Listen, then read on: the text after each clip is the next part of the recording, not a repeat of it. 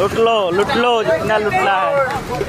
Social মিডিয়ায় viral একটি ভিডিওতে দেখা গেছে একটি সফট ড্রিঙ্কস বোঝাই ট্রাক দুর্ঘটনার শিকার হওয়ার পর মুহূর্তের মধ্যে আশেপাশের মানুষ ছড়িয়ে পড়া বোতলগুলো সংগ্রহে নেমে পড়ে।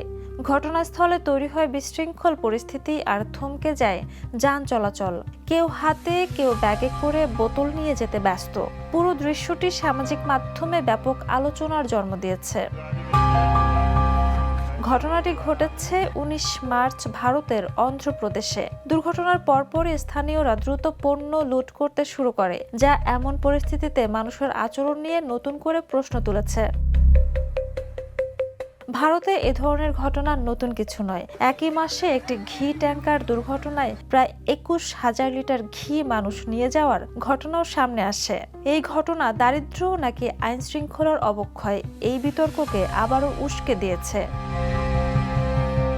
Jhuma Mridha, the news.